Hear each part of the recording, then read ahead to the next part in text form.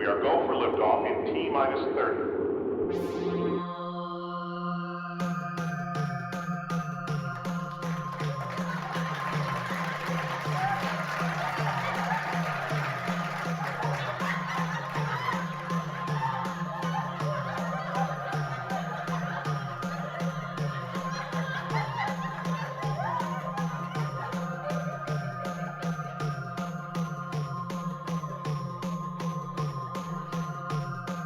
It's the Weiliotis podcast.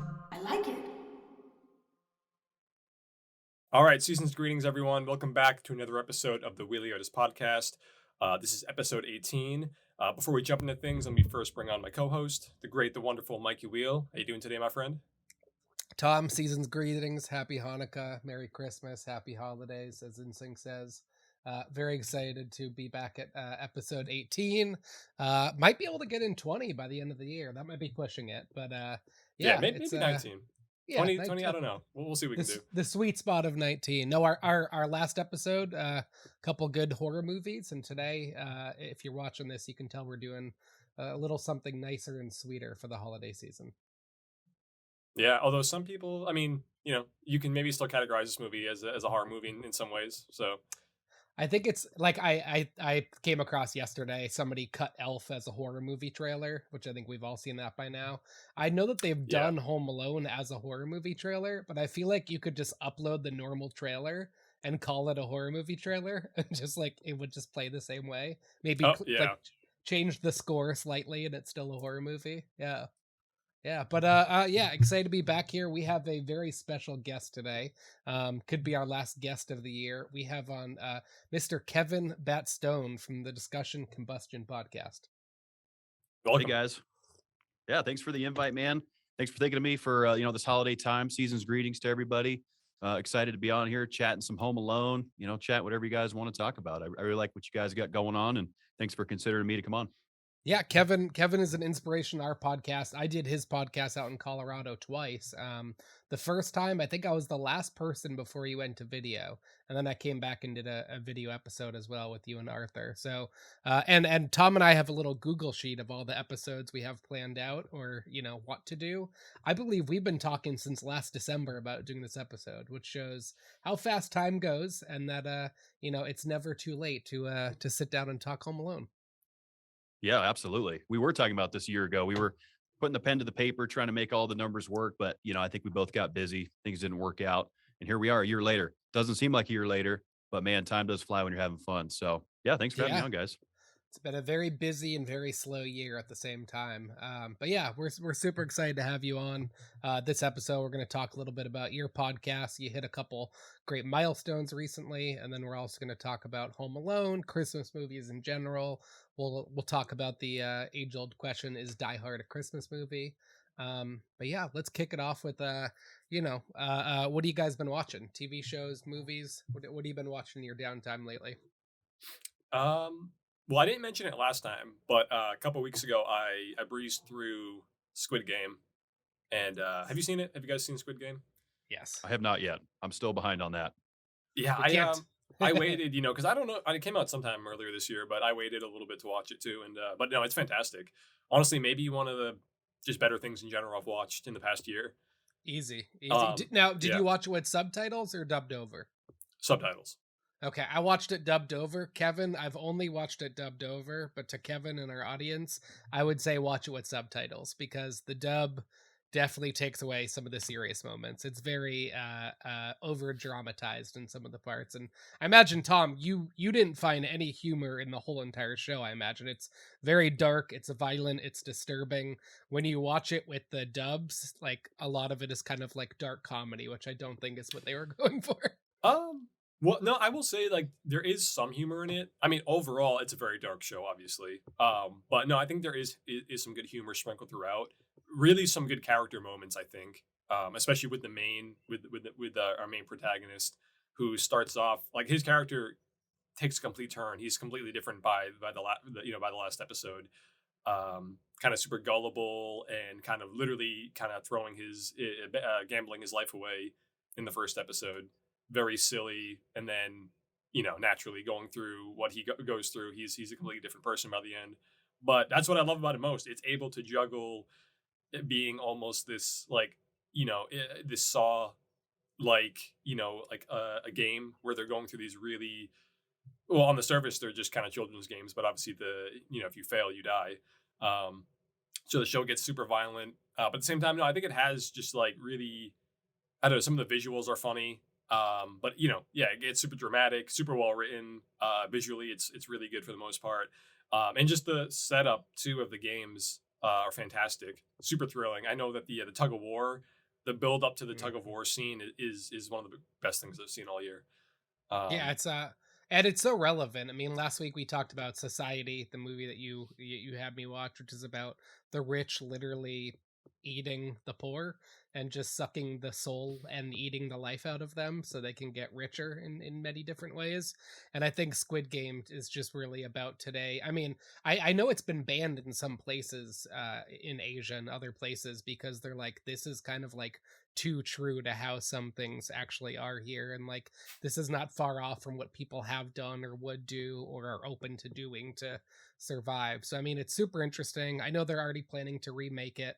I want Christopher Walken as the old guy when they remake it in America. I'm calling it right now. It's gonna happen. It's gonna happen, and he's gonna be like, "Wow, welcome to the Squid Games." And it's I didn't mean to set myself up there, but I think Walken would be the best, and I would love to like.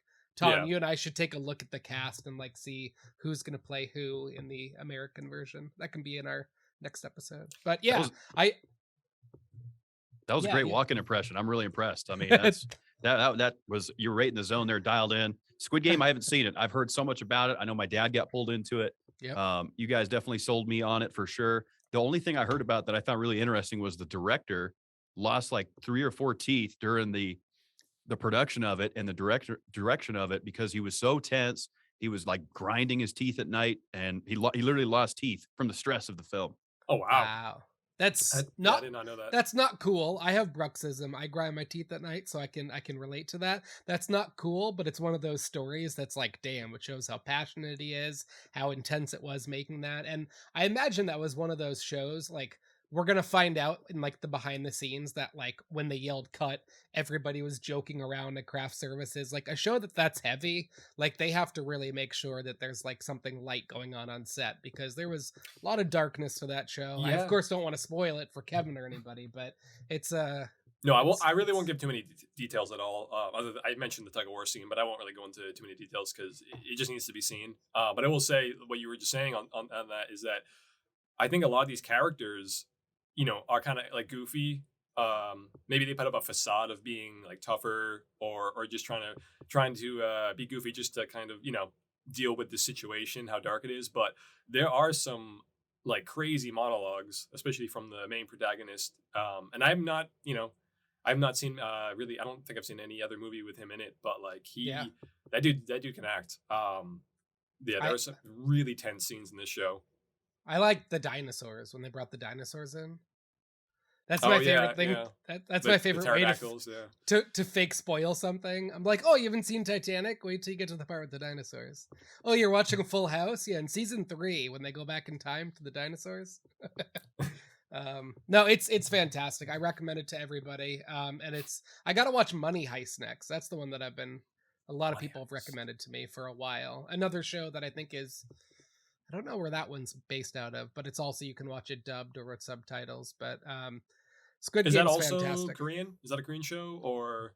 I don't know. I thought it was French or Spanish or one of those. I don't know. But I don't know anything about it, but I've seen some reactions to it. Yeah. So that's good. What else you been watching, Tom? I know you're always watching Breaking Bad. Oh yeah, always. But the only other show I've really gone through recently was Baskets. Zach Galifianakis show on FX. That show is also just fantastic. Had no idea what it was about, just always wanted to watch it. And I remember like when that show came out, all of the commercials for it were just these like abstract, like little like 15-second shorts. They weren't, really showing anything about the narrative or about these characters. So I didn't really know anything about it, but it's definitely one of the best performances I've seen from Galifianakis. Yeah. Louis Anderson, who got for an Emmy for playing his mom, Christine. That's one of the greatest. Honestly, for me, that's one of the greatest TV characters I've ever seen. Christine Baskets and her her Costco membership? Is that what it is? Yeah, because Costco Yeah, is like the yeah. main product placement in the show. Yeah, so like she's always like, you know what always makes me feel better? A trip to Costco. And then like yeah, and then they just go to Costco and get $1.50 hot dogs, and it's great. I thought you were gonna say I had no idea what it was about, and now I've watched all 3 seasons and I still have no idea what it's about, because it's not my type of show. I usually hate the kind of like raw mumblecore, just like not that funny, just like it's just nothing happens in the whole show. It's brilliantly acted, brilliantly written, and it's like the acting is so good that if I ever met the actress who played Martha in real life, I couldn't picture her being anybody else except for Martha. Like I can't imagine anybody's that good of an actor. I mean, Also, yeah, she feels like a real life King of the Hill character. Like her deadpan is so on point. yeah. Also, yeah, it's the only thing I've ever seen her in, but she's so fantastic. And also, I don't know his name, but the Carpet King, Christine's love interest in the latter half of the series, he's also great. I almost want like a spinoff of just them two, because they moved to Denver. That at the end of the show, like she moves to Denver. Oh. Yeah. Oh yeah, his son plays football there or something, is going to college there, right? Well, no, well that might be part of it, but mainly it's his business is there. Like his whole carpet Yeah. business is there, and he's like always there anyway. So she ends up just moving there to be with him. But yeah, awesome show. Have you watched it, Kevin, or heard of it? I've heard of it. I haven't seen it. I'll have to put that one on the list too. It's hard to find time to watch all these great shows, man. They just one after the next. It's you get caught up on one, and then there's a whole nother season of something else to watch. But Yep. Seriously, and every episode, Mikey's listing off like 50 shows, and I'm like, how are you doing this? So, all right, here's what I've been watching. In the background at work, I watch Will and Grace, because I've never seen it before. So I always like binge watch a new sitcom. How far are you into that? Season 3, I want to say 3 or 4. Woody Harrelson's in it now. I'm also rewatching Speechless, which was a great show on ABC. So I'm rewatching those, and then at night, I mean, I'm never not watching television. In bed, I'm rewatching Modern Family. I binged all of New Girl again. I'm doing Modern Family, but for me, it's really about 3 or 4 main shows that I bring up every week.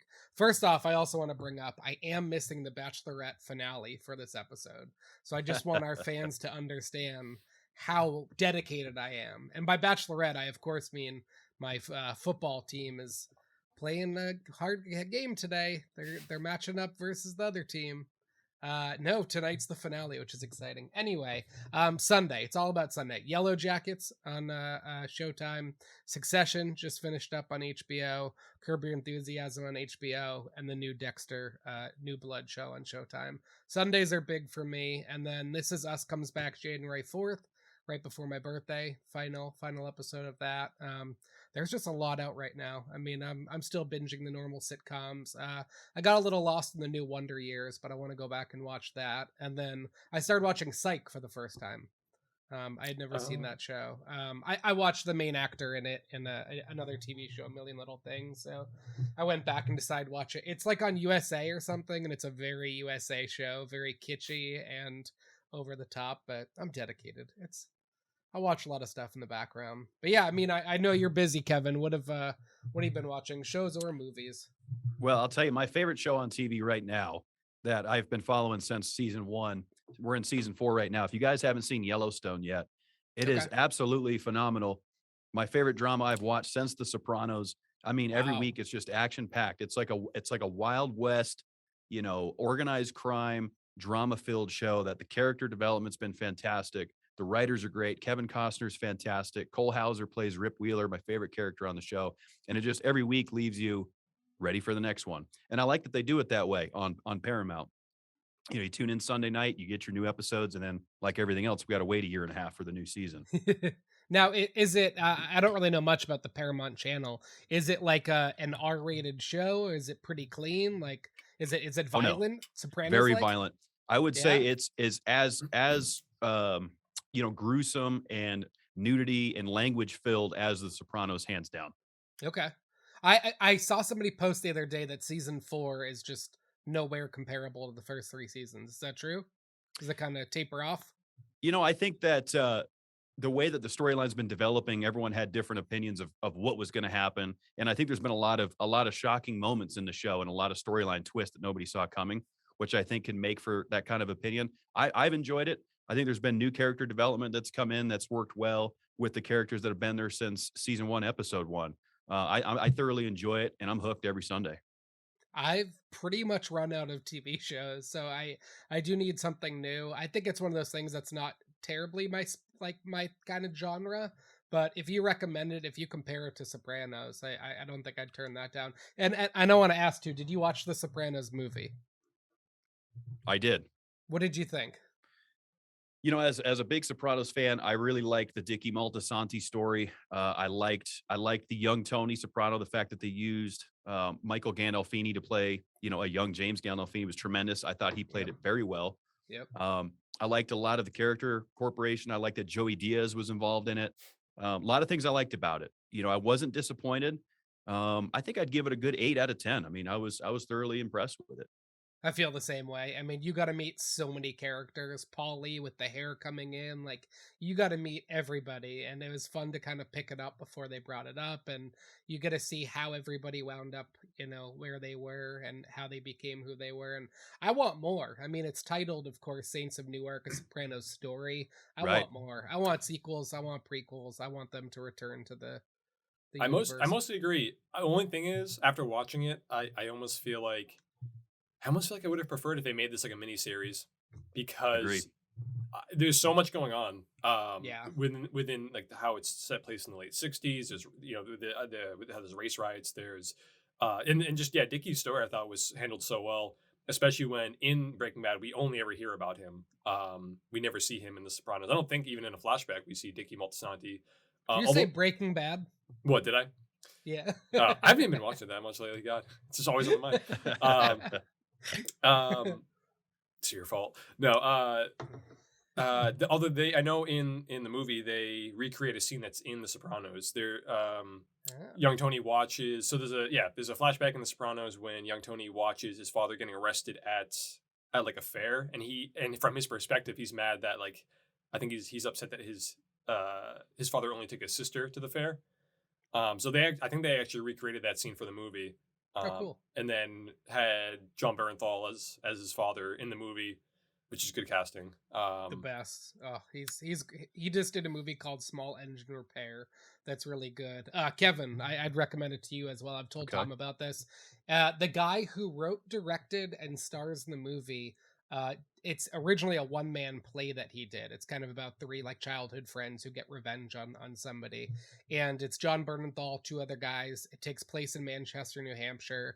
It's as New Hampshire as can be. The accents are great, the camaraderie, the friendships, the sack taps, the drunkenness to it. It is just like it's very well done. I love him in everything. Oh, you mentioned that last time, right? I think you mentioned the last time, like super, yeah, like low budget, like it's heavy, low budget, and just like probably improvised. Just a couple dudes getting together and filming this movie, and it's very well done. Opens up on the exterior of Manchester, and it's just like an aerial view. It's cool. And John Berthal's in it. Yeah, he's one of the main guys. Yeah, wow. It's 3 guys, and I mean, I'm telling you, it's a great movie. I'm like, he's one of those people who, spoiler alert, I'm glad died off of The Walking Dead, because it like allowed him, Stephen Yen, is that his name? The guy from Macari? Yeah. I mean, he of course dies in The Walking Dead and went on to make, a couple really cool action movies, and then went to make Macari, and now he's in the new Jordan Peele movie. So I mean, like, and he was in Oscar Darling Minari, like, and all that, and I feel like both those actors have had really great post Walking Dead careers. When one door closes. And last episode I talked about The Punisher. There's 2 seasons of that. I saw the first one right before I flew back home here, but he owns that. He's so good in it, and his physicality is so unique. I read an article recently. I don't know who it's from, but they mentioned that John looks like he has the kind of face that looks like his nose has been broken a couple times. Like he just has like a rugged, aged kind of face. But he's cool. He's so cool. He's one of those people on Wikipedia, you'd look it up and it was like, he was going to go pro in boxing, and then a car accident like ruined his career. Then his, high school coach told him to get into acting. Like, you can just tell it's one of those stories. And now, Kevin, you mentioned Paramount, which is one of the 80 streaming channels. That's the one that's all of the kids shows too, right? Where you can go on and watch like all of the Keenan and Kel's. Is that the same channel? I haven't dug too deep into the Paramount. I just got Paramount Plus. Here's what's interesting about Paramount Plus, and I was just talking about this with a guest we had on a couple weeks ago. Paramount right now, the biggest show on there is Yellowstone. It's their number one show. But when you get Paramount Plus, you don't get Yellowstone. It makes no sense to me. You get all the other shows. You get Mary Kingstown. You get a lot of these other programs, but Yellowstone is not on Paramount Plus. So if you're looking into getting that for Yellowstone, you're going to be disappointed. It's just not on there. That is interesting. Yeah, I'm on their website right now. It looks like everything else they're combining. So CBS, BET, Comedy Central, Nickelodeon, MTV, Smithsonian Channel. But I remember going on there and just watching, like, there's the new Rugrats show. I watched the new SpongeBob movie, which is great, also live action. And then, with my son, he's 1, I'm starting to show him, like, all of the kind of old things that we grew up with, the original Rugrats, Doug, all that, like, watching Kenan Thompson before he became the longest running SNL member. So I mean, it's definitely a channel I'd recommend getting. I gotta say something too about, because I've seen a few clips in the trailers for that new Rugrats show, and it just looks freaky, like terrifying, because like their eyes are just so wide, they don't blink that much, and also I don't know why texturally it seems like everything looks like it's made of plastic in the show. Like their skin looks like it's the same texture as like their clothing, which is weird. I don't know why, especially if, considering like you might have seen that back in the day, like in Toy Story when CGI movies and shows were like first coming out. But it's weird now after all this advancements to still see that. I did not last long on that one. I went back to the original Rugrats. Oh yeah. And I mean, Paramount's great. And then, there's just, I know that they recently rebooted Legends of the Hidden Temple. That was a great show. Random channel. Yeah, so fun. I used to love that one. Yep. I think I applied. I applied to that show. Yeah. When I was young, my buddy and I were like, we got to get on Legends of the Hidden Temple, man. That's where it was going down. And then there was, what was that show with the slime? It was almost like a Family Feud kind of battle. Figure It Out with Summer Sanders. Was that what it was? Figure It Out? Where they had to like guess. They had like the guesses to guess what the talent was. That might have been it. No, it was Family Double Dare. That's what it was. That's what I'm thinking of. Where they had to like Summers, pull the flag out of the nose. That's the one. Yep. Figure It Out was great too. All right, so 3 things for people to look up. Sorry. 1, check out the Sopranos Mad TV. They do a parody of If the Sopranos was on PAX TV, which was an older channel that was pretty like family oriented. So it's basically the parody of like what an hour-long Soprano episode looks like after you have to edit out 58 minutes of it. Will Sasso plays an amazing Tony Soprano. There's a great country artist, and I don't say that about many people, named Hunter Hayes. He played 32 instruments on his first album. He was on Figure It Out when he was like 4, playing a New Orleans like accordion jam session song, and it was like super cool. So like if you're a fan of him, go onto YouTube, go back and watch that. And then there was something else that reminded me of another good YouTube video. It'll come back to me. But there's some extra homework if anybody wants to watch some fun videos, because every time I watched that Sopranos parody way before I watched The Sopranos, and then I watched The Sopranos and went back and I was like, it's perfect. The Sopranos video game on PlayStation 2. I mean, that game spawned a lot for, media and entertainment. I think it was like a question on Jeopardy recently about the Sopranos video game. Like, yeah. Oh, I never played the video game. I did play the pinball one though. I was at 1UP here in Denver. Yeah. And they have a Sopranos pinball, and I was like, that's gonna be my machine for the night. And it hit for sure. Mine was always Twilight Zone and South Park. Those are always my go-to pinballs. Love it. Yeah. So I guess what are you looking forward to, Kevin? You got any movies, TV shows coming out soon you're, lining up for? Everyone's been talking about this Matrix that's coming out. I think that, just for the hype of that, I'm kind of interested. I know a lot of my buddies are going to go see it this week. I might go check that out. I'm looking forward to Ozark coming out here, season 4 of Ozark. That's going to be dropping here in the, I think, mid to late January. I love Ozark. Jason Bateman's fantastic.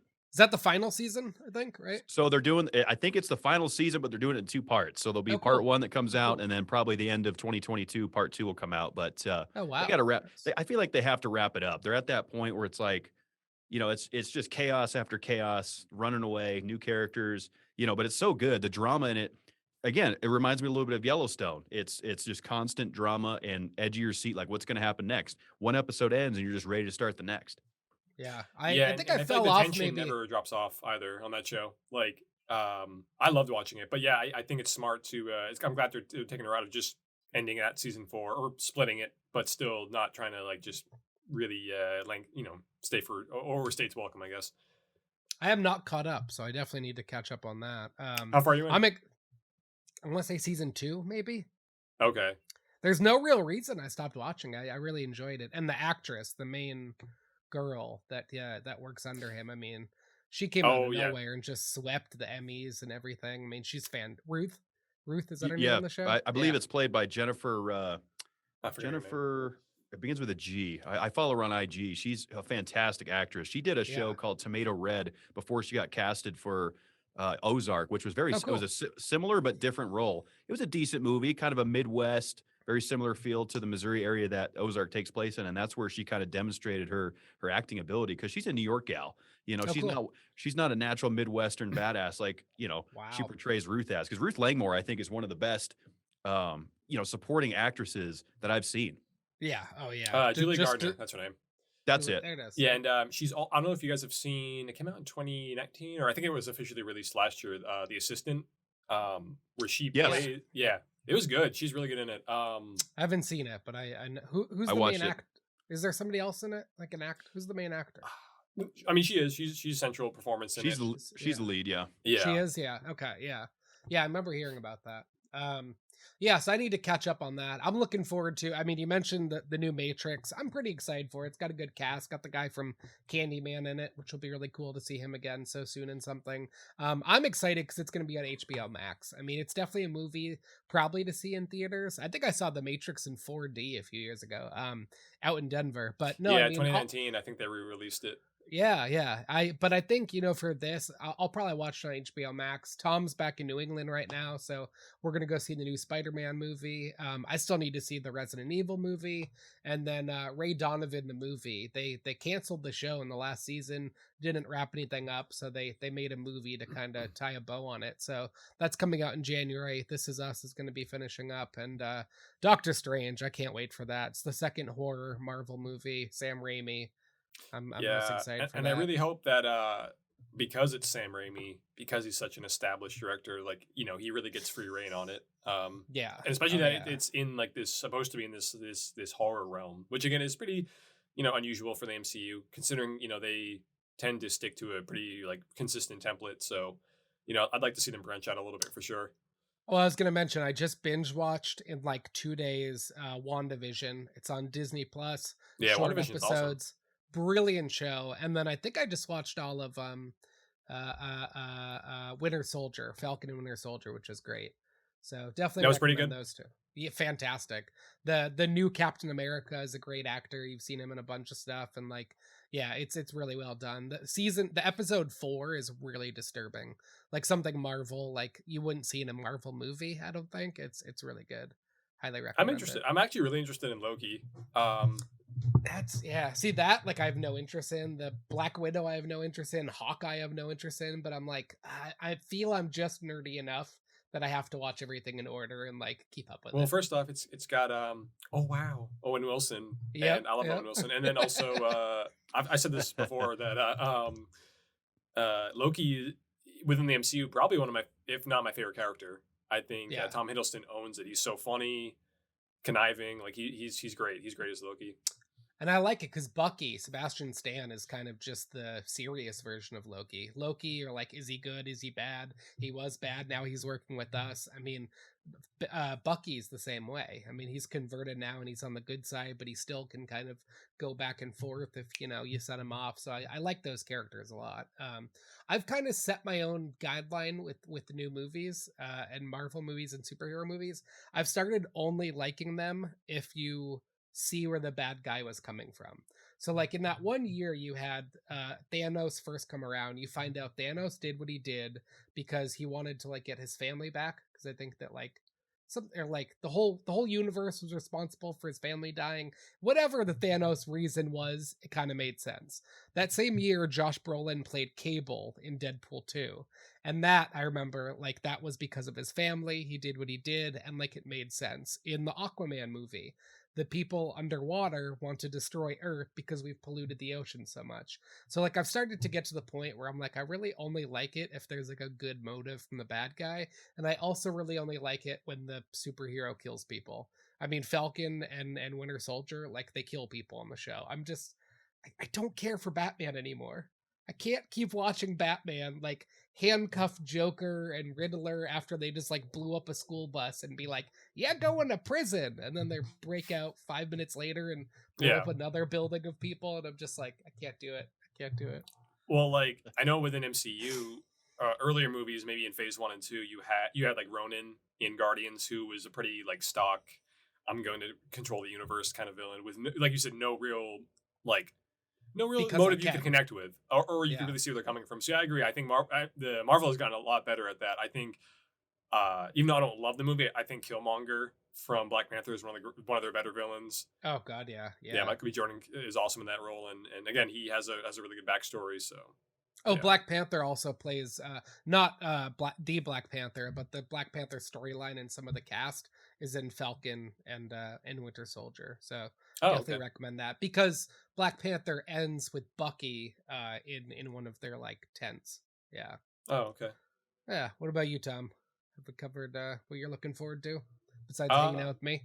Well, yeah, you mentioned The Matrix. Definitely looking forward to it. I have not seen the. I've seen the first one, obviously, a lot. It's great. It's a great movie, and I saw it in theaters back in 2019.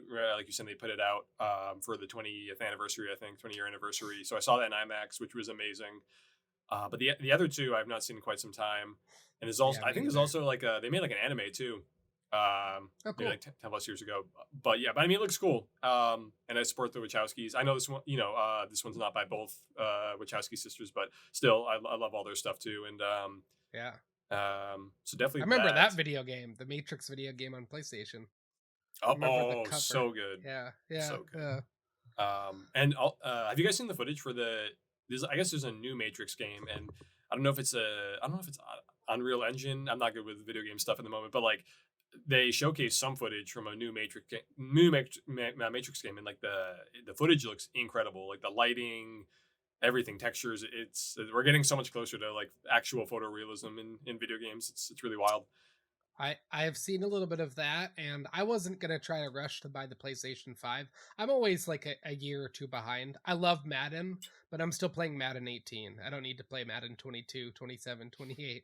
I'm the same way, where like PlayStation 4 does what I need, but I did just watch a trailer for an Avatar video game coming out on PlayStation 5, and I'm like, I will sell. Is that going to be like the first real Avatar game? I just realized I don't think they've made one, which is kind of crazy. Like, I will sell everything I own to buy a PlayStation 5 and the Avatar game until the movies come out. So yeah, we are of course here to talk to Kevin about Home Alone. And why would we have anybody else besides a guy named Kevin on to talk about Home Alone? It's very fitting. But let's kind of talk about Discussion Combustion a little bit. First, Tom and I are going to bring up our sponsors. Water. Good old water. 70% of the earth, 70% of you. Water. Trees. We have trees. I think there's one behind Tom in his picture. And then our first actual real sponsor. I don't know what makes a real sponsor. My friend, two of my best friends run a company called Ridgelight Studios. They're based out of New Hampshire. If you need real estate photography, product photography, if you need any kind of photography, drone photography, they'll do it for you. So definitely check them out.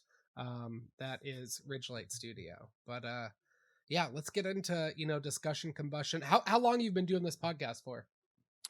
It feels like much longer than it actually has been. We launched February 27th of 2019. Wow. Yeah, so and it was the first episode that we ever did was on a cell phone. It sounded really horrible. I mean, it couldn't have gotten any worse. It was just a cell phone propped up in the corner, and we're like, let's send it and see what happens. And from there, we got pretty fortunate with our old studio, which Mikey, you've been in.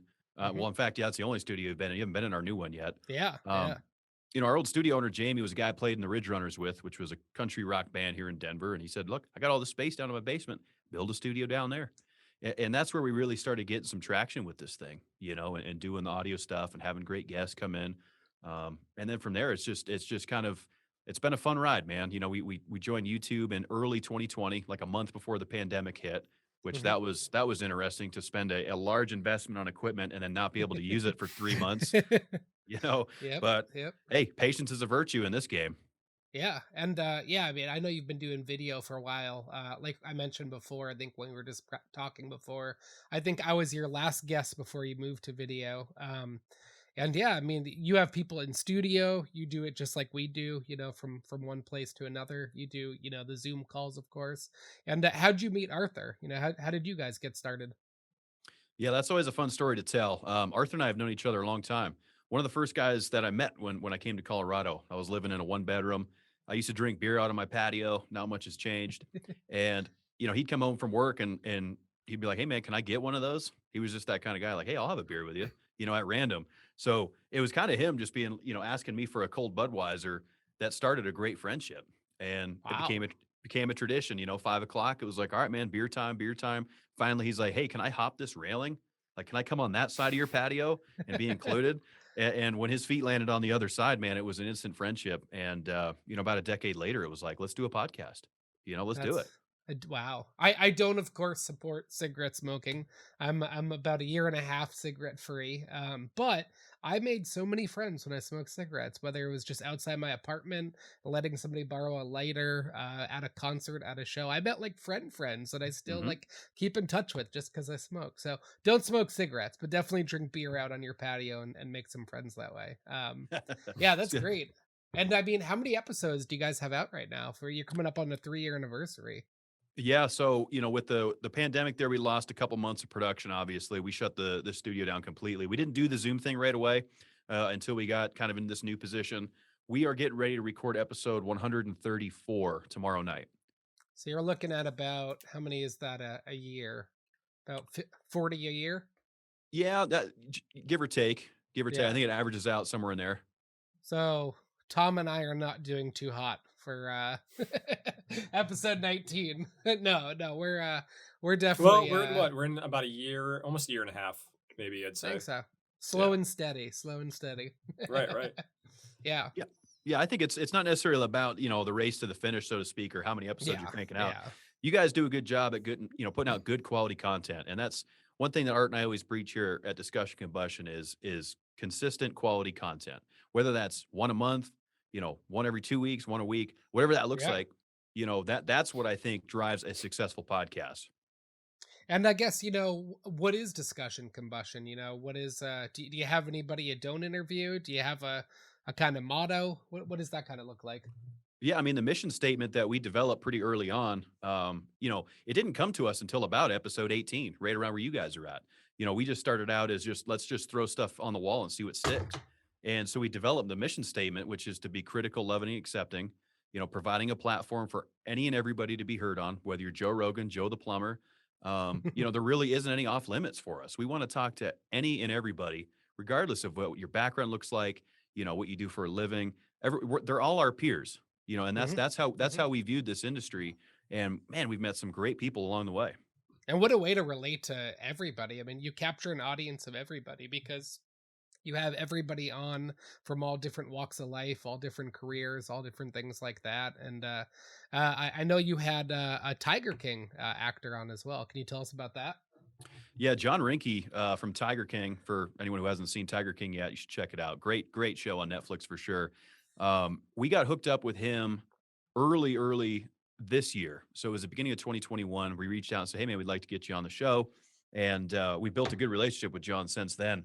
And he came on, had a good time. He was literally driving his truck from, I think, Arkansas back to Texas. And he's like, oh, I got to be on this podcast. So he pulls his truck over in the middle of nowhere and jumps on this cell phone Zoom. That's how committed John Rinke was.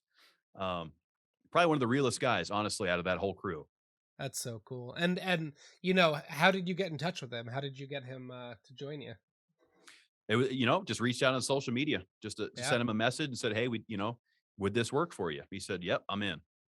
No, I think that that's the biggest kind of thing that Tom and I would recommend too. Is what 2 episodes ago we had on the director of one of my favorite movies this year. He made the new Wrong Turn movie, and I just found his email online. Was like, "Want to come on a podcast?" And he was like, "Sure, why not?" And I was like, "Are you sure? Are you sure?" Yeah. That's what it said. Yeah, so I mean, definitely reach out. I mean, we did Halloween, and I reached out to Jamie. I can't think of her name. Who's the main person in Halloween?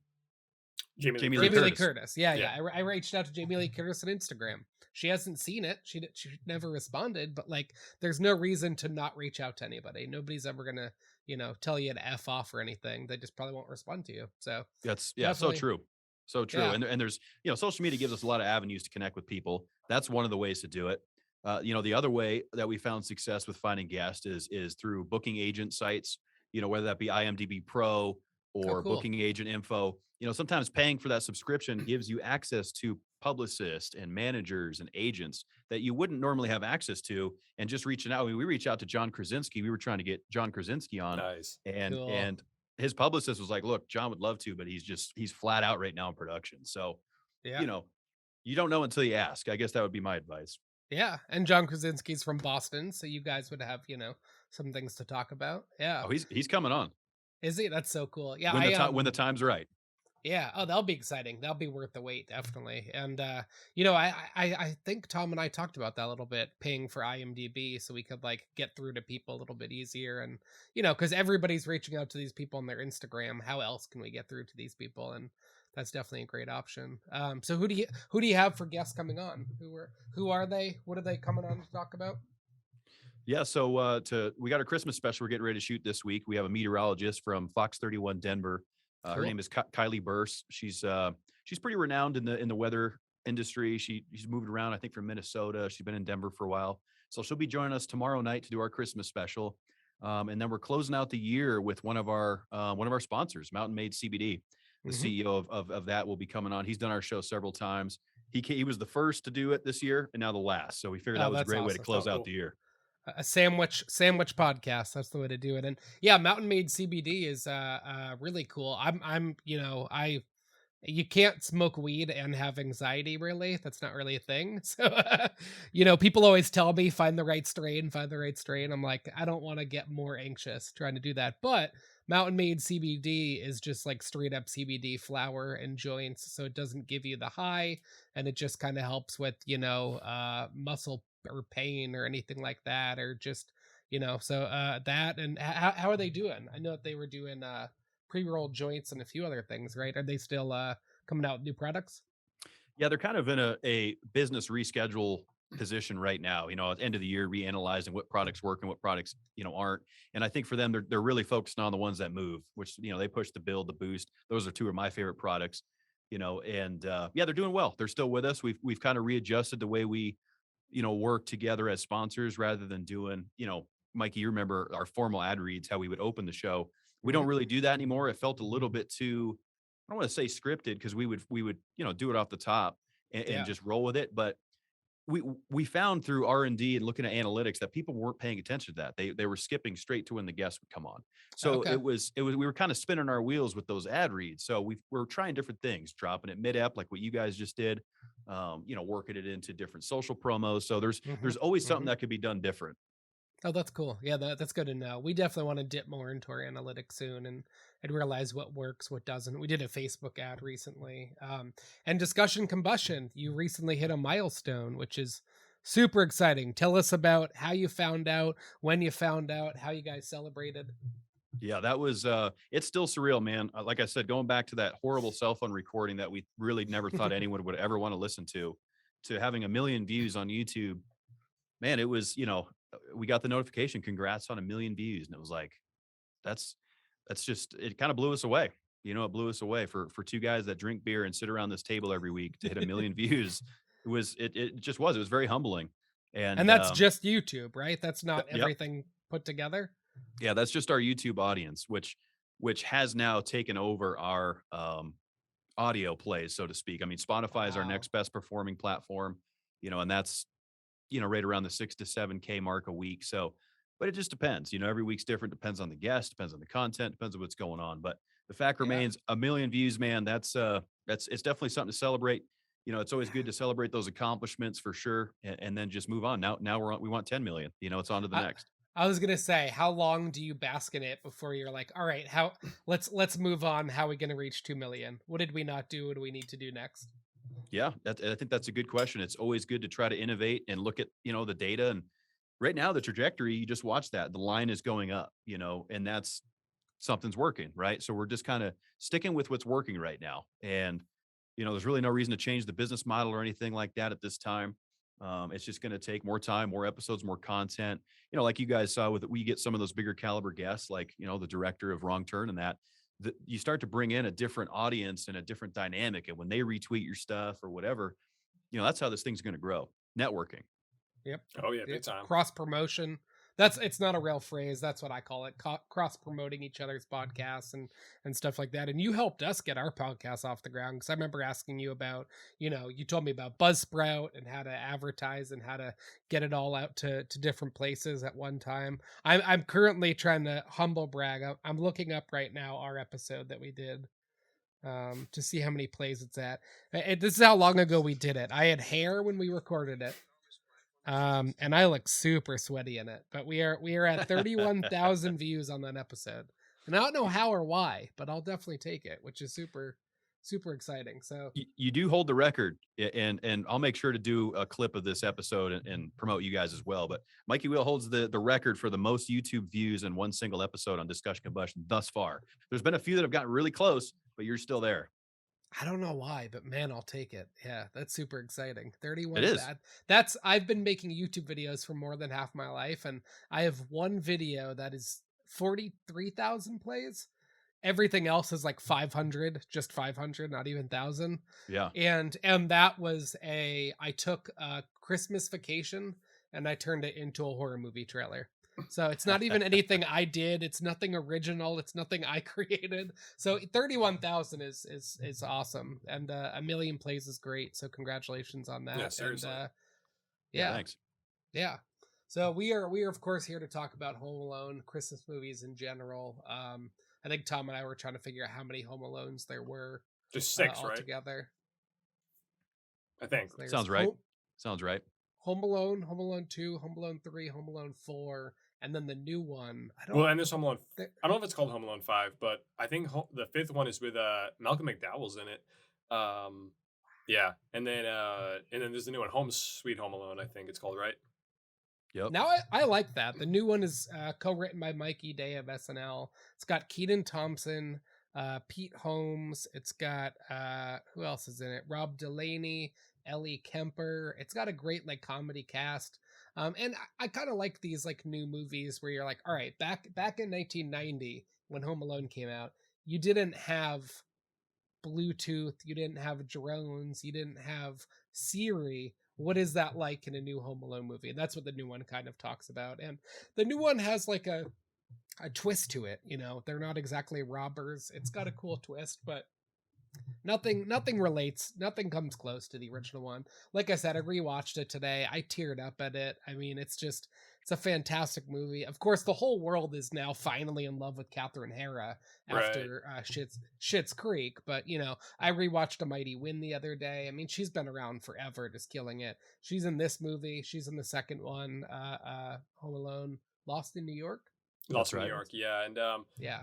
I got to say, too, like, obviously, I'm sure we've all watched this movie at a young age. And I guess I got to ask, like, do you roughly have some like original memories like you can recall from like first watching this, and maybe how it's changed like watching it recently? Or Kevin, I know like you said this is kind of a regular kind of Christmas movie you watch yearly, or yeah, it's definitely one that's become, my girlfriend and I were looking for like the Christmas movie that we watch together every year, and that's become the one. And I loved it growing up. My brother, he's a little bit older than I am. I was born in 1989. He was born in 82. So a little bit of age difference there, but that's still like our favorite. We still quote it throughout the year. There's just so many great little lines in it that we have so much fun with. And I remember watching it as a kid. I loved it. I mean, I remember being a little, there were scenes where, they could be startling. There were scenes where you would laugh. Everybody always liked to see when Harry and Marv were breaking into the house. Those were the funny scenes. So I think as I got older and the more I watched it, I started to appreciate some of those more humbling scenes, like where, Kevin and the South Bend shovel slayer sitting in church and they kindle a relationship. Yeah, it seems And, beautiful. just the meaning. Yeah, it is. And I just, I took notes, of course, as I always do. We'll kind of jump around with the movie. So what was its name? The South Bend Shovel Slayer. I think that's Shovel what they Slayer. refer to him as. Remember, there's that scene where Buzz is, freaking him out. He's out Mhm. there like when we first see him in the movie, he's out there salting the sidewalks and He murdered kinda- his whole family, and, yeah, and yeah, yeah, he puts their bodies in the salt so they don't Yeah. smell. Very gruesome. What I loved about it is, I think, well, first off, to talk about, growing up watching this movie, I remember having the recorder from Home Alone 2. The recorder where you'd record and play back. I remember having that. I remember the Home Alone Super Nintendo and Game Boy game very, very well. The left-right side scroller as Kevin jumping on stuff. But I think that my favorite part about the Shovel Slayer right behind Tom is that, one, all of us had a guy like that or a woman like that we grew up down the street from. And my mom would always say, go to their house. They're always the ones who are gonna like die and leave you like $1 million. Like they're not scary. Their house isn't haunted. Nobody else is talking to them. Like, go there for Halloween. Go become friends with them. Like, they're the ones that are gonna have the craziest stories and be the most interesting people out there. And I think another really good moral about him in this movie is he sits down with Kevin in church. He tells Kevin, inspires Kevin to kind of change some things up about his own life. And then Kevin inspires him to call up his son so he can reunite with his family, which he does at the end. And it's just like, Kevin is this little kid. He just, eats pizza and runs around the house with his siblings. But here he is reuniting a man with his son and their family. And it just really goes to show that we can learn just as much from kids as kids can learn from us.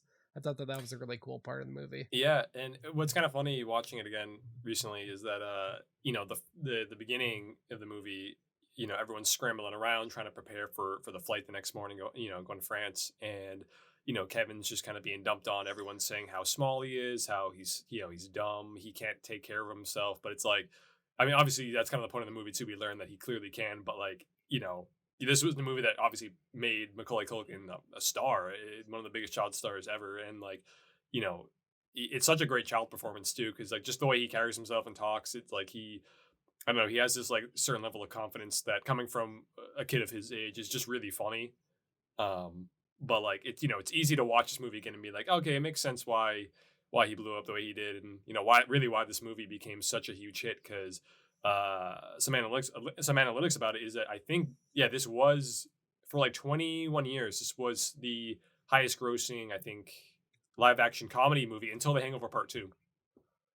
Really? Yeah. I think I read that earlier. Yeah, there's a lot of interesting facts about Home Alone, that being one of them. What I learned today is that I don't know if you guys ever saw Uncle Buck, classic with John Candy, who of course plays Gus Polinski in Home Alone, plays in the polka band. So the role that was developed for Kevin McAllister was specifically developed for Macaulay Culkin. They didn't cast other actors for that role. They knew the director of Uncle Buck knew, hey, we got this idea to do Home Alone and we want Macaulay Culkin to play it, because of course he played in Uncle Buck as well. I think that came out a year or two prior. Oh, cool. So okay. they already had this idea that, hey, he's the guy to do this. Let's send it. Wow. I also want to bring up that John Candy, I remember being in the kitchen with my mom and hearing that he died on the radio, and I was a kid.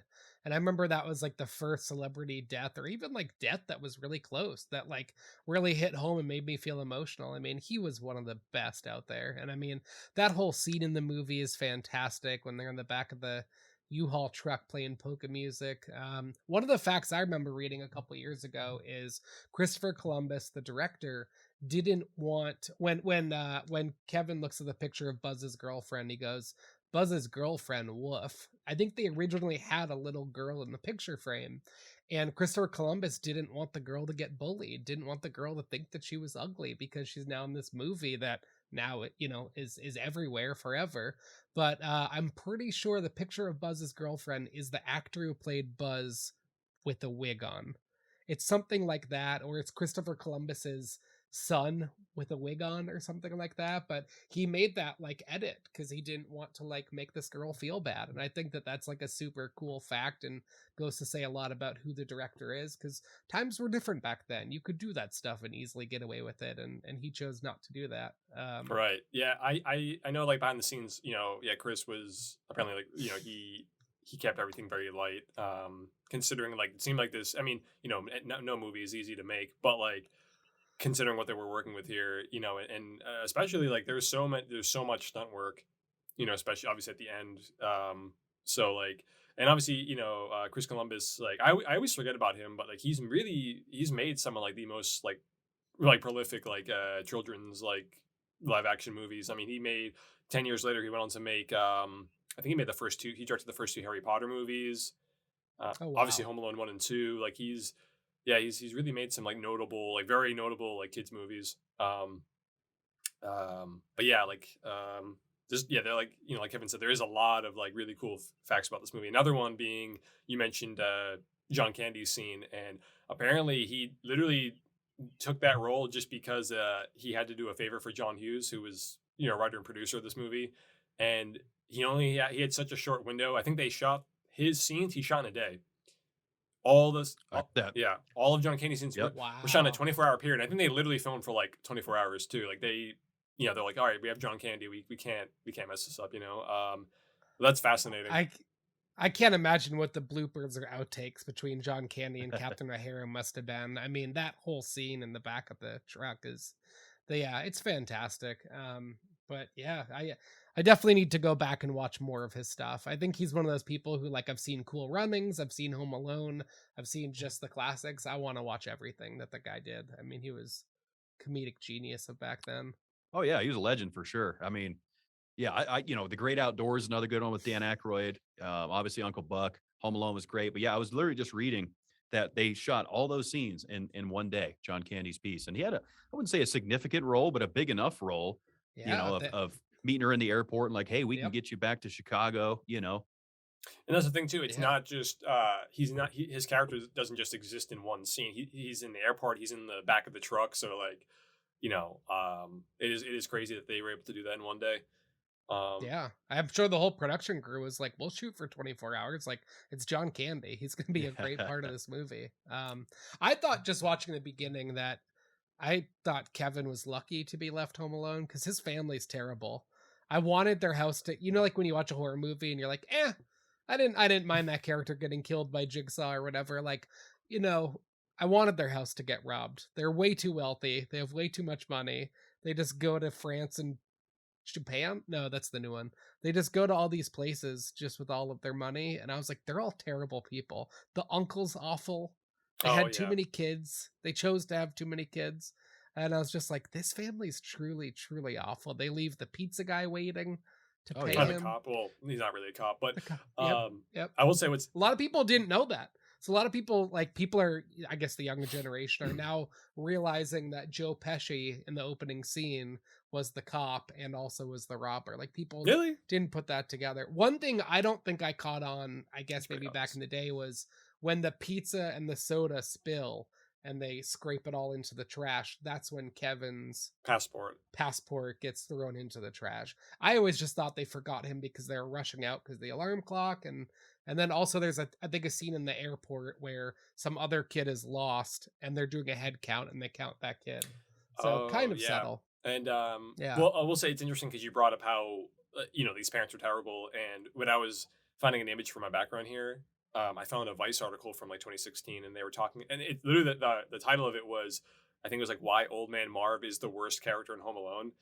And I was like, okay, I'm like, I don't know, I don't agree with that. And then like I just read the first paragraph, and they were talking about how, like, here at Vice, like we notoriously like hate the Home Alone movie, like the first one, because it's mean spirited. And then like I know like there's certain like dissenters who say that this movie is like incredibly mean spirited, which I think is kind of funny because like yeah, I don't know, you have to, like, for instance, like, sure, like they literally were on the plane when they realized they forgot one of their sons, but like I don't know, the well, one, it's a movie, so it's like, you should be able to kind of be able to stretch that, It's but the 90s. It's the 90s. but like I mean, the second they find out, it's like they do everything in their Yeah. power to get back, you know. So, and again, it's like, you know, this is, you know, this movie shows its date when, you know, just the fact that they have to call the police, and they don't have cell phones, they can't just directly call Kevin or vice versa. And I think you posted a meme about that like a couple days ago or something, about like, and everything's set up in the beginning with the fire pole going out, and everything sets itself up to why he's going to be home alone by himself. Like, yeah, like clearly it's ridiculous, but it's like, again, it's, I don't know, like it's funny if that's the reason, like you're applying like this level of logic to it, and you're just mad that, you know, like it's not fitting it. I don't know. It's just kind of funny to me. I mean, Catherine O'Hara immediately lands in France and turns around and does everything she can to get home to him 5 minutes before she would have gotten home just taking the flight the next morning. Yeah, but like, that's true. you know, the moment the dad has when he comes in and sees Kevin is really sweet, and even the moment him and Buzz have, like when Buzz is super impressed that he went food shopping by himself, and the whole family's impressed. Oh, those scenes are great too. I made the mistake of going right into part 2 at the end of part 1, and I was just like, oh, I hate this family again. Like the second one is the exact same formula. Kevin doesn't do anything wrong, but the whole family hates him, and then he gets left alone again. Yeah, it's kind of funny how they wrote that. And I like that too. When you watch it back to back, you feel this warm ending to the, you know, the first one, of course, and the second one starts out again. They're climbing into the shuttle vans just like they did the first time when they did the head count, and like Kevin, and he's up in the front seat, like, all right, we're good. They get to the airport. He's trying to put his batteries in. You know, he's chasing after a guy that looks like his old man, and here we go again. He's on a flight to New York, and they're in Florida, I think. Yeah. Yep. I was like, what happened? They went from France to Florida. That's not that like in a shitty hotel too. I mean, it was not a nice place that they were staying at. You know, did somebody get laid off in the family? What made them like? Well, they were like, if we forget Kevin, let's at least be domestic and not be too far away. Yeah. I like this. I like the line where he says, "Does Santa have to go through customs?" And I was like, this was like a pre 9/11 and pre everything movie with just innocence to it, where like I'm sure the scene of them going through, you know, the terminals and all of that, like half of that could probably not happen today. Just have a frantic family just like fighting over each other in the airport, and running security. Running full speed, you know, and which also, it's suspicious. Yeah, that scene too in the first one, when they're all just, you know, the whole family's booking it down there. That scene apparently took, just that one shot of them running took like a whole week to film, because I think that scene had the most extras out of any scene.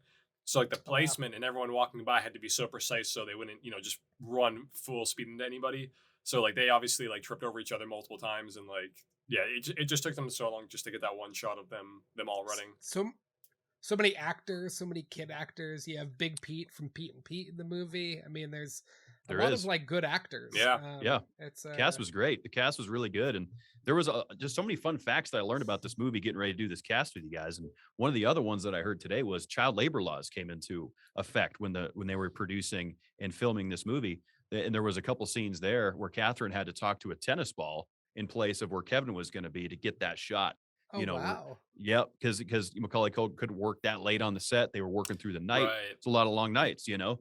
Wow, that's because even in like the early 90s, you're like, wow, they actually had like things back then. Like that definitely makes sense to today. But that's interesting. This is probably one of the first movies that started to actually put those things into play. I was reading something about how, I think I don't know if this is the case nowadays, but I think Macaulay Culkin could only film until like 10 p.m. or something. But I feel like it might be even like you know, earlier now for kids that age, because I don't know, he was about like 8-9 years old when he made this. I don't know. I feel like for nowadays it'd be even earlier for a kid that age. But yeah, no, and again, we haven't even talked about the Wet Bandits yet, but like, you know, all the traps took incredible amounts of planning, and you know, it's funny because even on set they're like, yo, like if this actually happened to any of these guys, like they'd have brain damage and they'd be dead, you know, because like it's, you know, they get hurt in this movie and in the second one too. I mean, really all of them, but like these first two, some of these traps are brutal, like super violent. Like, how does this kid? I think I read an article a few years ago that like Kevin is Jigsaw, like this whole universe is like a prequel to Saw, and you're kind of like, yeah, it's not too far off. That kind of makes sense. Humble beginnings. Like, I don't know. Well, it's funny because again, that's another thing I've heard. Like some dissenters who are like, "Oh, it's so mean spirited. Kevin's this cruel, sadistic kid," and it's like, well, I mean, people are breaking into his house. I mean, and like, I don't know. Yeah, he could call the cops. If Sure. if you watch, I mean, I feel like we can talk about this on the podcast. If you watch the new Home Alone movie, it is a lot more sadistic because like they're not like robbers hell bent on like robbing his house, and like I mean they also like threaten to kill him. I mean, Yeah. Joe Pesci puts him up on the door and is like, "I'm gonna bite all your fingers off one by one." Yeah. And you're like, "This is violent." Like I know you were just in Goodfellas and everything, but like this is violent. Like Which, that's by the very way, intense. it's crazy that this Goodfellas and Home Alone came out the same year. Were they? Yep. Yeah, the exact same. That's cool. Yeah. Yeah. Joe Pesci, some interesting things about Joe Pesci's role. For one, they offered it to Robert De Niro first. Oh, And yeah. I don't know if I could see Robert De Niro playing Harry as well as Joe Pesci did, but that's kind of that typecasted thing. And of course, being that Goodfellas just dropped out and knowing Joe Pesci as an actor, he's dropping F-bombs every 3 seconds. So it was, you hear him saying, frigid, fragile, free. He's getting all fired up and he can't use profanity, of course. And so I think that was a challenge for him. I love let that me that cartoon like swearing. You're not really saying anything. Yeah, It's just yeah. Let me do my impression of Robert De Niro if he were in Home Alone. Yeah, there you go. Thank you. That's Robert De Niro in Home Alone. I think it's funny because Kevin, you say, sorry, I'll leave more room for audience laughter there. I think it's one of those things where Kevin says, I can't imagine anybody else but Joe Pesci. But the interesting thing is if it was Robert De Niro, we'd be sitting here saying, I can't imagine anybody else but Robert De Niro. Like, I think both of them would have played the role so well. Both of them would have like really killed it. But Daniel Stern, I feel he's so underrated. I mean, Yeah, he's like, man. I would agree. He's the narrator on the Wonder Years, right? Is he? I didn't know that. That's a fun fact. Yeah, pretty sure. Yeah. And he's great. He's done some good movies. I do want to bring up, there's a movie called Better Watch Out. It's kind of sold as an R-rated Home Alone. But it stars the kid from M. Night Shyamalan's The Visit. The very, very funny kid in the movie who's like rapping the whole movie and all of that. It's a very, very R-rated movie called Better Watch Out about this babysitter who's babysitting these 2 boys, and then these people show up at the house, and it's a giant twist. It's super messed up and disturbing. Definitely recommend it. Christmassy movie. It's called Better Watch Out. So if you do like the Home Alone as a horror movie trailer, watch Better Watch Out because it's essentially that as well. Okay. When did that come out? I would say like 2 or 3 years ago, maybe. Okay. Yeah. It's pretty good. I'll check it out. I think there were a few things about this movie that made me like think if this movie were real.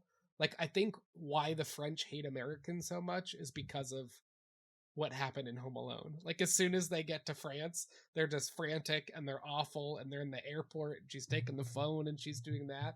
And I was just watching it like this is why the French hate us. Right. Because of this. All because of this one reason.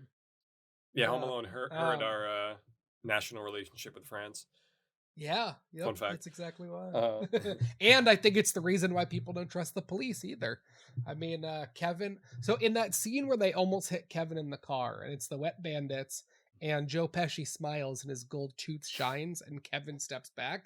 Is Kevin stepping back because of the gold tooth, or because he remembers him as the cop in the beginning in the house? Yeah, I think he recognizes him. I think that's like the first instance. Yeah. Like he's like, okay, like I don't know who this guy is, but he's up to no good. Yeah. But I think you're right. I think you're right Yeah. because he does when Kevin comes down the stairs, and Joe Pesci's like, no one's parents are here. No one's parents are here. It's just a wild house. He sees the gold tooth smile. He's like, "Merry Christmas, bud," and winks at him kind of the same way. And I think that's a good question though, because they almost run the guy over, so he could be freaking out about a couple things. But I think he does remember him as the cop. There's a lot of foreshadowing in it, and then it's also a super 90s movie where everything is so obvious and so just handed to you, and like, Kevin breaks the fourth wall when he talks to the camera, and I love that about it. Like, there's no rules in this movie. They did what they wanted to. John Hughes, Christopher Columbus, great combination. I forgot about that. really How like many times that. he does like kind of just address the camera, or this Yep. has that like 90s mugging, like just mugging at the camera, like kind of like Ernest movies or whatever. Ferris Bueller style. Yeah. Yep. Where it's Absolutely. like, who is he talking to?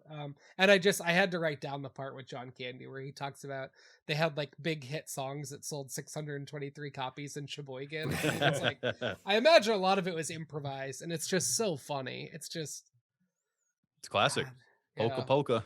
yeah, I love it. I love like the bullying in this movie is something that's so different than what you'd see today. I mean, the part where Kevin's in church talking to the shovel slayer, and he's like, I can't wear that to school. My friend wore dino pajamas to school and got his ass kicked. Oh, yeah. Like, I mean, just that whole part is just so over the top. I really love it. And yeah, he's just so mature for his age. That's what I love about it. He goes food shopping. He's asking the store clerk if the toothpaste is American Dental Association verified or whatever. Oh, yeah. Yeah. And she asked the stock boy, he's like, I don't know. Yeah. Yeah. I also, you know, once again, watching it when you're older, watching it now being a father, I love the scene of John Candy talking to Catherine O'Hara because, like, it plays out as a joke where she's like, yeah, but have you ever left your kid behind? And he's like, no. But I love that scene where he knows that she's frantic. She's in the back of the truck. They're all playing polka music. And he's like, listen, we've all done this stuff. You know, I forgot my kid at a funeral parlor one time. And like that moment between the two of them is so genuine and so sweet because he's just this big goofball in the movie. But he talks about how they all are on the road 48, 49 weeks of the year. You know, none of them see their kids. Some of them haven't met their kids. Right. And he's like relating to her and he's really comforting her. And I just like really love that scene and interaction. I thought it was super sweet. Yeah.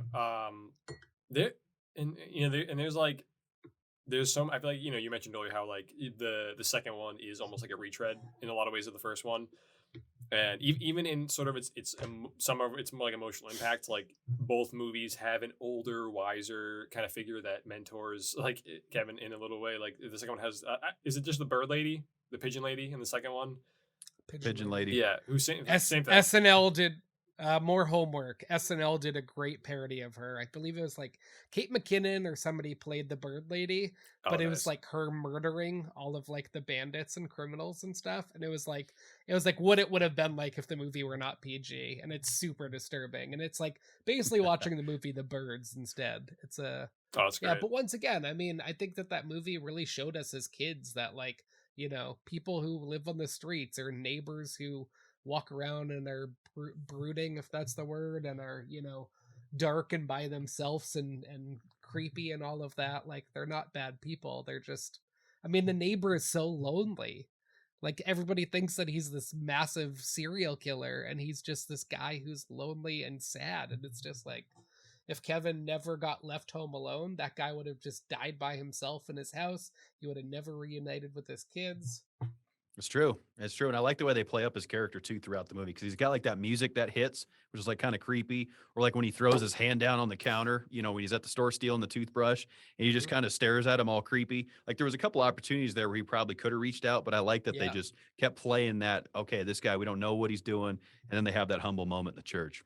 Yeah, that church scene is so fantastic. Yeah, I love this movie. I mean, I loved it as a kid, but it's one of those movies I probably haven't watched this in like 10 years. And now I'm revisiting and it hits so differently. And you know, it's a magical movie. I got to watch the second one again. I got to fast forward through the Donald Trump scene, but I'd like to definitely he's in it for like 10 seconds, I think. Oh yeah. I think all he says is he just asks them where like the concierge is and he's just like, oh, it's right down there. And that's like literally all he says, you know, like it's Tim Curry in the second one, right? Yeah. Oh, I forgot because about I think, that. Yeah, he's the. I thought it said Rob Schneider in the credits too. I think he said it too. Rob Schneider is. Yeah, they're both. Yeah, he plays the bell or the bellhop or whatever they call him. You know, the serviceman. Yes. Yeah. Oh, that's crazy because that was like early Rob Schneider too. Very early. Just before he's popping up in the Adam Sandler movies. Yeah. What is the premise of the second one? They go to New York, or Kevin he's goes in to New York. and the bandits are just there. They trying escape. I'm pretty sure they like somehow escape prison, and I'm pretty sure Kevin has his father's credit card, so like he's able to like stay in like a super nice ritzy hotel. And then I think the actual scene when they're getting, you know, all the pranks and hijinks occur, like he's in like a broken down home or something, like right in the city, like it's like a dilapidated, you know, like home or something. or apartment complex or something. I forget how he finds it or leads them there. I also haven't seen the second one in quite a while. But yeah, it was his uncle's house. So it was, Kevin's dad's brother. He's because there's a scene there where he's like, well, maybe he'll think to look up my brother, which he does. There's a scene where he finds the address book, finds this house that's going through all these renovations, and that's where he builds his little fun house for the sticky bandits in the second one. That's right. His fun house, his torture home. Yeah. Yeah. I think okay, here's a question I have. Obviously at the end, the family's like, what were you up to, Kevin? He's like, I went shopping for eggs and all of that. If I were Kevin, I would have been like, here's what I did. I got these people arrested. I burned their faces off. Because the second movie, when Kevin is once again getting shit on by his whole family for just asking a freaking question, they would have been like, you know what, Kevin? Actually, no, Kevin, have the pizza. Like, you can sleep in my room, Kevin. It's okay. Like, you can sleep in the king bed. Yeah. Like, please don't hurt us. Don't mousetrap our whole house. I mean, he should have been like, listen, you're in my fucking house now, guys. Like, do you know what I did to these? Well, there's some of that movie logic, and also one thing I thought was hilarious is that obviously Marv saves him. He knocks the wet bandits out with a shovel, and then he brings him back home, and it's like another, I don't know, 8 hours before his family shows up again. And I guess he cleaned up everything. Like he did some pretty, he did a lot of damage to the house, but he still was able to clean everything up pretty fast, which I'm like, hey, it's impressive. That's a good point. I was going to bring up that same thing because that house was absolutely destroyed.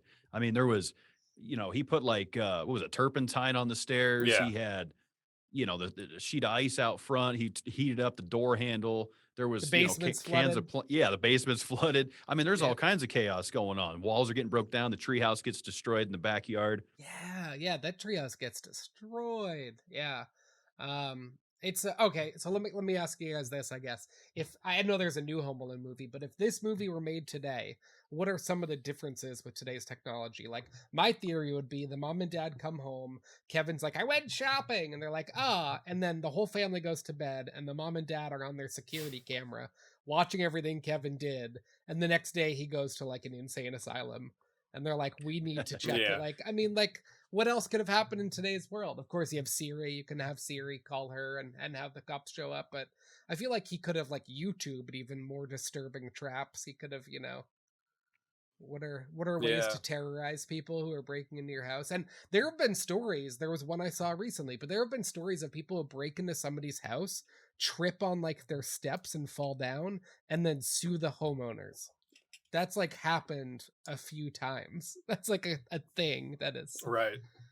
That's crazy. Yeah. So they could have technically sued Kevin and been like, we were here to rob you, but what you did was way worse than what we were going to do. I mean, we were just going to take your jewelry, man. This is sadistic. You go to prison for a lot longer for doing what he did to them than stealing somebody's, pearls. Yeah. Kevin definitely took the Make My Day law to a whole new level. And I love when he introduced the film. I think it was Angels and Envy, where he utilizes the audio from that film, which, by the way, was made specifically for Home Alone. It wasn't a real movie. I thought it was until recently. Yeah, they did a great job. They actually filmed it on black and white negatives. They were legit with it. Yeah. Yeah, I like that scene a lot where he's got the firecrackers. Marv's coming out to check out what's going on. He books it back to the van and he's like, someone just got blown away. Yeah. Yep, and the pizza delivery kid when he shows up and he thinks he's getting shot at. Love it. I love the statue that gets knocked over in the second movie as well. Yeah, definitely a lot of recycled material, but not in a bad way. So have you guys seen the third, the fourth, the seventh? Yeah. Actually, I was gonna ask you guys if you've seen the third one because that's really the only other one besides the first two that I actually have some memories of. I remember actually watching that one a lot when I was younger.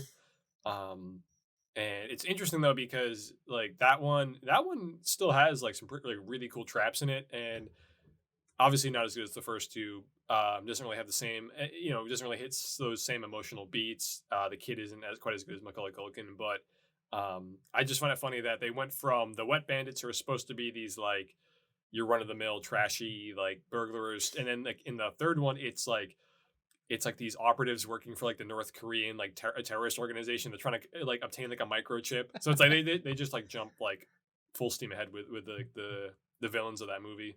Also interesting is that third one is directed by the editor of the first two, that's super Raja cool. Gosnell, who actually made the first live action Scooby-Doo movies, and Beverly Hills Chihuahuas cool. and all these other weird kid movies. So the linear thing, Home Alone in 1990, Home Alone 2 in 1992, got to get that money back. Home Alone 3 in 1997, Home Alone 4, which should have been called like Home Alone for the holidays. Like you could have gotten a little more creative. Home Alone 4 in 2002. Then just like they did with the Karate Kid and I believe Hilary Swank, they did a girl Home Alone, Home Alone the Holiday Heist. Which that's the fifth one. Is that's with Malcolm McDowell, right? That's with Malcolm McDowell and Debbie Mazar, Ed Asner, and then there's the one that came out this year on Disney Plus, Home Sweet Home Alone, which follows the British family. Yeah, and it has Buzz in it too, which that's in the trailer. I don't think that's a major spoiler, but the actor who plays Buzz reprises his role, and he is now, if I can spoil a little bit of it, in it, he is now a cop in the same town. And every year, Kevin calls the police and says, hey, there's a home being burglarized and somebody needs to go and stop it. And Kevin plays pranks on Officer Buzz every year. So in this movie, when somebody calls the police, Buzz just takes that as Kevin McAllister messing with him still. So it's a great way to like include them still in the universe and like make it a linear kind of movie. I liked it. It's not the original, it's not the same, but if you like SNL, you'll like a lot of the cast and the people in this. It's a lot of stand-up comedians. Yeah, the cast was good. I like that. What's her name that played Erin in The Office? I like that she was in it. Ellie Kemper. Oh yeah. Yep. He was great. There was things I liked about it. I like the play on when they were watching a movie and he gets up and walks off. Is like, the remakes are just never as good as the original. There was like a couple little subtle hints at it that they knew what they were doing. And the fact that Buzz McAllister, the actual actor, plays, Officer McAllister, whatever, and reports to that house, I thought was pretty cool. I thought those two things stood out to me. I also just have to bring up as well, we've talked about before on the podcast. I recommended to somebody earlier, if you have Disney Plus, watch the Mighty Ducks TV show. It is like the best reboot, sequel, follow-up, whatever imaginable. It is so fantastic. It pays so much homage to it. It's linear. You find out what Gordon Bombay's been up to. There's cameos. And it's not kitschy. It's not stupid. It's not shitty. There's no part in it where you're like, it was fun. It was a nice reimagining. It is just like such a fantastic show. And I think that so many things have come along and ruined it now that once you see, the Mighty Ducks is being rebooted, like I have no interest in it. I highly recommend this. And while you're at it on Disney Plus, Home Alone 1, Home Alone 2, Home Alone, the new one. I think there's probably a couple more on there as well altogether. On Disney Plus? But it's I think they're all on there, honestly. Yeah, I'd imagine, especially at Christmas time. I think it was only the first three that were distributed by 20th Century Fox. I think the remaining three were Disney. And the director of the new one, so he wrote for Borat, like the TV show, the Ali G show. He directed, of course, this new Home Alone. And then as soon as my browser opens, I believe he's directed like Bruno and some of the Borat for the new movies. one. Yeah, wow. yeah. He did Who Is America, the new Sacha Baron Cohen. So it's cool. I mean, that's one of my favorite things about Robert Rodriguez. Will Ferrell started doing kids movies when his kids got older and started appreciating cinema. Robert Rodriguez does hard R vampire torture movies and then does Spy Kids. Like, I like this because this guy does Ali G, and then he's like, I'm going to make the new Home Alone, like something to actually enjoy with my children. So I always like when you see a director who can pull that off, but then also, just do it because they're passionate about it. I think that's always really cool. Yeah, definitely. I'll check it out eventually. Maybe while I'm still home. It's fun. Yeah, because it's fun. I like everyone in it. That's the one thing I'll say that's pretty like consistent in all these movies is like the cast is always pretty stacked. Like they always have like there's always like a handful of really good actors in like all of these movies. Who wouldn't sign on for it? I mean, especially like they were all like kids. Some of these people were kids when the original came out, and why wouldn't you sign up to do it? So I know, Kevin, you had mentioned this being your Christmas movie. Tom, what is your Christmas movie? Honestly, it's pretty standard, pretty obvious choice, but I'm probably gonna go with A Christmas Story. Okay, nice. Because it's obviously they play it on TBS, like they literally play it 24 hours on Christmas, but Like it's just classic. Like every scene hits. It's super funny, and also just love how it looks like it was filmed like 30 years before it was actually made. I think it was made in the early to mid 80s. I want to say like maybe 82, 83. Mhm. But like there's like a certain like there's these like almost like muted pastel colors in it. Like obviously it takes place I think in the late 40s, 50s. Uh, the lenses used must have I don't know they must have used old lenses because I feel like the whole movie has this like almost like soft blurry like halo around everything. It really looks beautiful. Yeah. Like I say, it's just classic. That's a great one. And then I also love watching. Actually, I have a little like set here. I just bought this randomly one year. I don't even can see it because I have the green screen thing, but it's like Yeah. it's just like a Christmas classic thing. So like The claymations. yeah, the Rankin Bass like Santa Came to Town and like the weird like stop motion. That's all fun to watch. Hmm. How the Grinch Stole Christmas, super fun to watch. And actually, I, another movie I didn't mention earlier, but have you guys ever seen? It came out back in 2014. It's just called A Merry Freaking Christmas. It's actually one of Robin Williams' last performances. I believe so. Yeah, Yeah. Who else? Is Joel McHale? Joel Somebody McHale. else Yeah, is in it. it's I don't know Yeah, how it was yeah, yeah. made because it Yeah. has also another stacked cast. Robin Williams, Joel McHale. Tim Heidecker, like it just has like so many people. Oh, wow. Yeah, and it was Yeah. produced by the Russo brothers, who directed a lot of episodes of Community. Obviously, went on to do Avengers and everything. So Yeah. I'm like, how Oh, was this wow. made? Like, who decided to make this? And because it was just kind of okay overall. Like it almost felt like they stitched together Christmas Vacation and like Planes, Trains, Automobiles, except just not as good as those movies. Yeah. Even with Robin Williams in it, but it was fun enough. It had some good jokes in it. It was fun enough to watch. Super interesting to do a Christmas movie. I was watching Yeah. Shark Tank recently, and they did the Christmas episode where people are coming on pitching Christmas products, and the sharks are going, "This is seasonal. Why am I going to sign on to buy something that's going to be popular for November and December?" I think it's the same with movies. Why compete? Why compete and try to make a Christmas movie? Because that's got to be so hard to do, to override the other famous Christmas movies and be something that people are only going to watch once a year or Well, 1 month during the year. I will say one of the more recent Christmas movies in recent memory that I think is fantastic, and I think will actually able to stand the test of time is we reviewed it. We talked about it, Krampus. Krampus. Have you seen it, Kevin? Yeah, I saw it a while back. I need a refresher on it. Yeah, It's great movie, It's- great yeah, ending. It's like it's cool because it has like it is a good Christmas movie, but it's also just so sadistic and cruel, and like it's Yeah. fun, and it has Good horror evil comedy. creepy gingerbread men. It's great. They had like 6 Redbox like spin-off straight to DVDs at the same time. I think they Yes. just came out with another one too. For me, I love Elf, of course. Oh, yeah. The Santa Claus with the Tim Allen. Tim Allen. No, well that too. The Vince Vaughn one. What's the Vince Vaughn one? Oh, Fred Claus, is that? Fred Claus. Oh, That Fred one's Claus. I don't think I've great. ever I seen love Fred the Claus. Santa Claus. I love Christmas Vacation. Yeah, Christmas And then Vacation. I Great. Good one. my Christmas go-to movie with me and my family is Love Actually. It's Love Actually. I love it. It's a great Christmas movie. It's got a great cast. It's got great story. I've gone on to watch other movies the director made. I love Love Actually. That's like my family's Christmas movie every year. That, and then definitely Elf. My mom loves to watch Fred Claus because she loves Vince Vaughn so much. But that would be mine. And I guess I was gonna ask. Somebody mentioned Harry Potter earlier. Is Harry Potter a Christmas movie? The first one? I think so, right? Some of them take place right around Christmas. Yeah, or at least like part of the movie is like around the Christmas time. I don't know. Yeah. That's like a question that like I remember years ago when like it was like when people started calling Die Hard a Christmas movie. Yeah. It was yeah.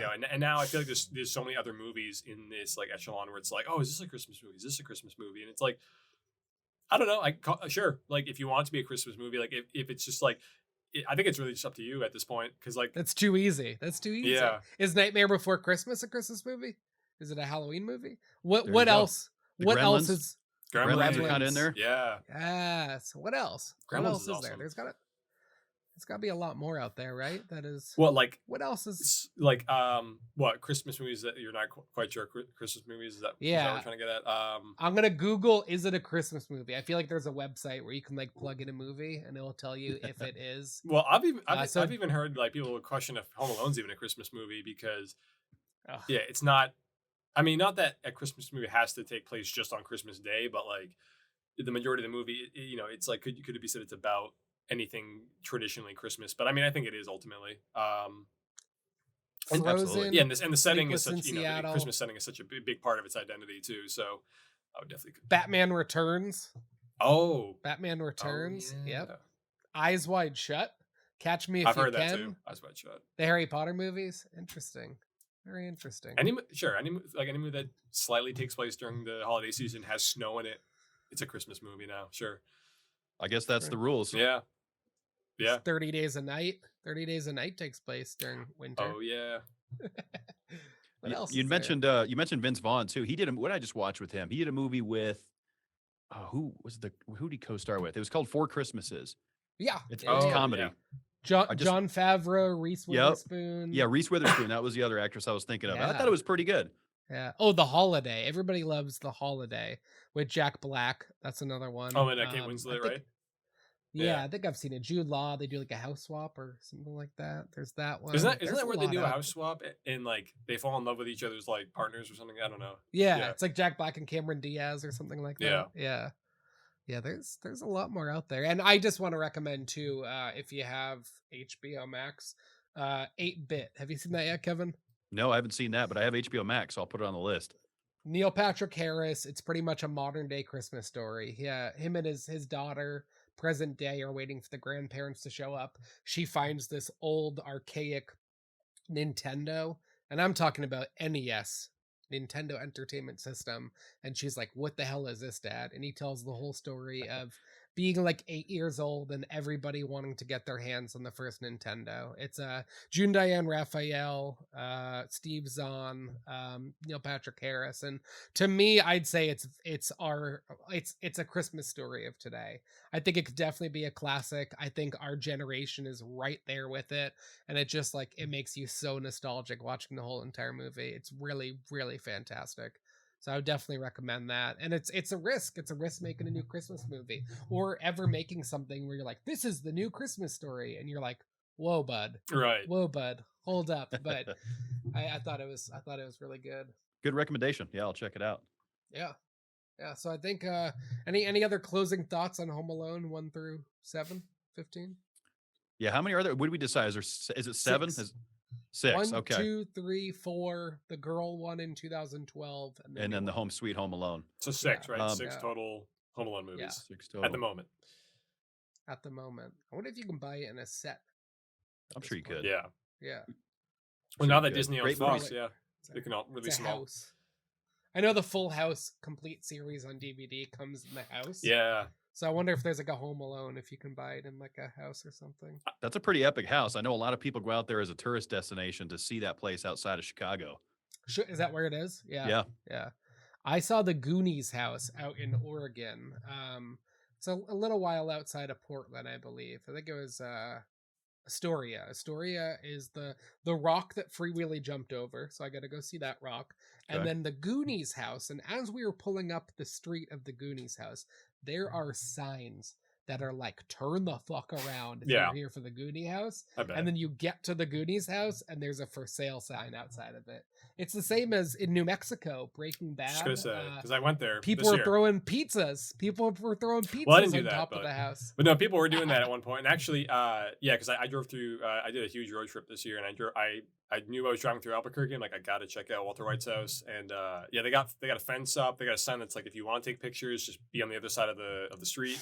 I didn't even get out of my car. I just parked like a creep, like on the across from the house, just like watching, like looking at the house. And the owner was outside, and there was like some other people that were driving through and stopping, and I could tell she was annoyed. But it's like nothing you can do about it. Don't buy the house. Well, Don't buy the house. in her case, I think they already own the house before the show, and then they Yeah. came to them, hey, can we use the exterior of your house for our show? Just this little show, Breaking Bad. It's probably not going to become anything big, and then There's a guy named Tom who's gonna watch it every day for the rest of his life. yeah, I don't talk about it enough.